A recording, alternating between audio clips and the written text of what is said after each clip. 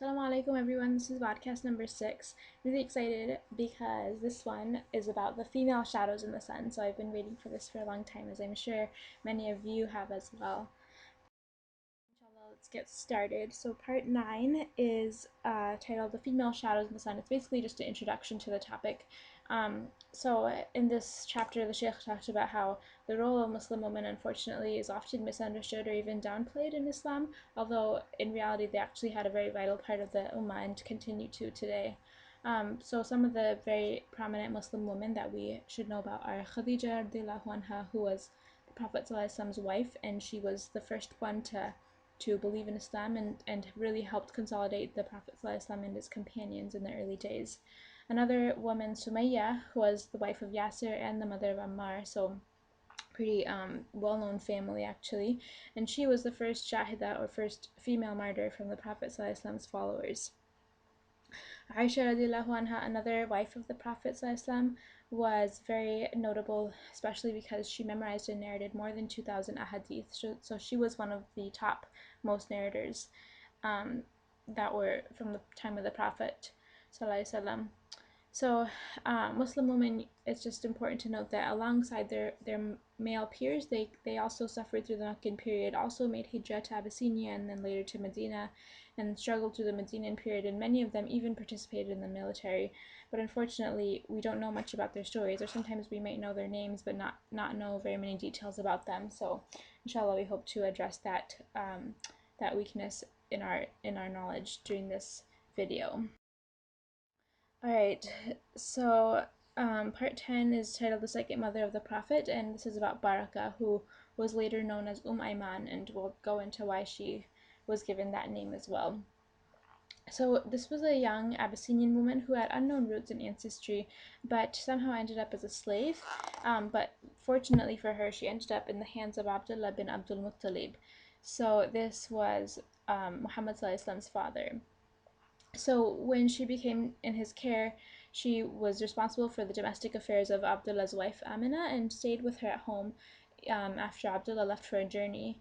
And actually, that after he left for that journey, it was soon after they had married, and then Amina found out that she was pregnant, and Abdullah unfortunately passed away during that journey, so he never returned, and Baraka remained with Amina, and actually was the first one to hold Muhammad ﷺ after he was born. So when Muhammad ﷺ reached the age of 6, Amina and Baraka decided to travel north in order to visit the grave of Abdullah, her late husband. During that trip, Amina actually became deathly ill, and so having no one else to turn to, she found Baraka by her side and actually left her son in the care of Baraka. Baraka brought Muhammad ﷺ to Abdul Muttalib, and then later to Abu Talib, his uncle. But even throughout all these changes, she continued to stay with him and was at his side, always caring for him. And even after he married Khadija radiallahu anha, she was with him during those early days. So eventually, Baraka married a man named Ubayd bin Zayd, and moved out from the Prophet ﷺ's home, and then she gave birth to a boy that was named Ayman, and so that's where her name Ayman comes from. When her husband passed away, however, she returned again to Muhammad ﷺ and Khadija and lived in their home again. At that time, Zayd bin Haritha was also living in the household of the Prophet ﷺ, and both of them began to play a critical role in carrying valuable information to the house of Al-Arqam, and they did this by traversing many obstacles of the mushrikeen. So Ayman, so there's one notable incident to where the Prophet ﷺ once said, "If one of you desires to marry a woman from the people of paradise, let him marry Ayman." So when Zayd bin Haritha heard this, he said, "I want to move forward step forward and take this valuable gift." So he ended up marrying her, and together they had a son, Osama. Ayman was not originally among the group that made the hijrah to Medina with the Prophet ﷺ. However, she later made the hijrah on her own despite the harsh terrain. And when the Prophet ﷺ found her in Medina, he was quite surprised to see her, and he became quite emotional, and actually was known to have cried out and said, "Ya Ayman, Ya Ummi, surely there's a place in paradise for you." And then he went on to wipe her face and massage her feet, and rub her shoulders. I just share this story because I thought it was just really some powerful imagery to express the great relationship that the Prophet ﷺ and Ayman shared, and how much they cared for each other. So in Medina, she quickly integrated into the community and became a very important part. She was one of the main players who was responsible for distributing water and caring for the wounded during the Battle of Uhud, so played a major role in many important events. Alright, so part 9, this is called The Hidden Advisor of the Messenger of Allah, and it's about Salama, whose first name was Hind as well. So her and her husband Abdullah were among the first people to embrace Islam. And so they, along with the other early Muslims, suffered a lot during the Meccan period, and so they were allowed to make hijrah to Abyssinia. However, after moving there, they became quite homesick and actually returned to Mecca, where they again faced some torment.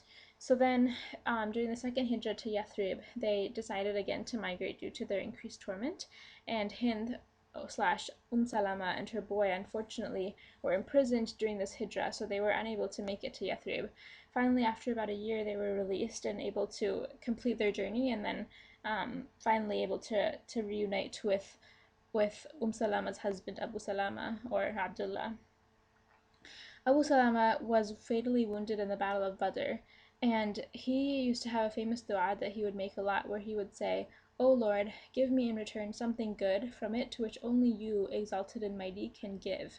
So Salama, remembering her husband, started to make this dua herself after her husband's death, hoping that Allah would replace him with something even better than him. But she really couldn't even imagine. They had such a close relationship, subhanAllah, that she couldn't even imagine what might be better than having him as a husband. But nonetheless, she kept making this dua. So eventually the Prophet ﷺ himself actually proposed to her, which was, essentially the answer to her dua, even though she never expected such a thing. When this happened, she was quite honest with him, and she said, "O Messenger of Allah, I have 3 characteristics. I'm a woman who is extremely jealous, and I'm afraid that you will see in me something that will anger you and cause Allah to punish me. I'm a woman who is already advanced in age, and I'm a woman who has children." So in response to this, Muhammad ﷺ had a really amazing response that I thought was worth repeating. He said, "Regarding your jealousy, I pray to Allah the Almighty to remove it from you. Regarding your age, I am afflicted with the same problem. And regarding your dependent family, your family is my family." So subhanAllah just really again, exemplifies his character by these kinds of quotes. So soon after, Salama became married to the Prophet ﷺ and became one of the Mu'mineen, as well as a trusted advisor and a loyal wife till the end. She also became a narrator of almost 400 hadith, and became an expert on the Sharia of foster relationships. So it was quite an integral part of the community. She was also the last of the Prophet ﷺ's wives to die, and she did pass away in 62 AH. Alright, so chapter 12, this is about the representatives of the Woman of AlMadinah. In particular, we'll talk about Nusayba bint Ka'b. So she was among the 75 representatives of the people of Yathrib that were present during the second pledge of Al-Aqaba. In addition, she was also known as somebody that was highly intelligent, as well as courageous and resolute. And she was present during many of the very important Islamic historical events. On the day of Uhud, she played a very critical role. She originally set out to treat the wounded, but ended up, because of her great courage and commitment, she ended up joining the battlefield and actually defended the Prophet ﷺ with her body, along with the 9 others who shielded him. So in previous chapters, we talked about some of the other people that were among those group of 10 who shielded the Prophet ﷺ with their bodies. And the others we mentioned were Abu Ubaidah and Muhammad bin Maslama.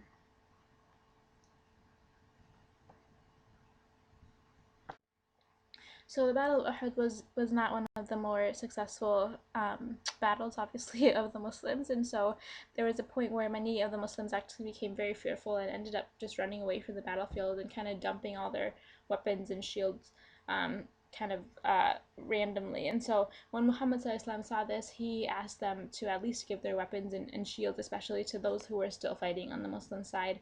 And one of these weapons or shields he actually gave to Nusayba because she was so active in the battlefield. And despite this, she ended up sustaining more than 12 wounds. When Muhammad later commented that whenever I look to my right or the left, I see her fighting in front of me. So even though she was along with 9 other people that were kind of directly protecting the Prophet, she was so active in the battle that it seemed to him as if she was everywhere, no matter where he looked. After the battle was over, Muhammad later went to her home in order to visit her because she had sustained so many injuries. And and when he went to visit her, he made a dua, "Oh Allah, make me and Nusayba neighbors in Jannah." I mean,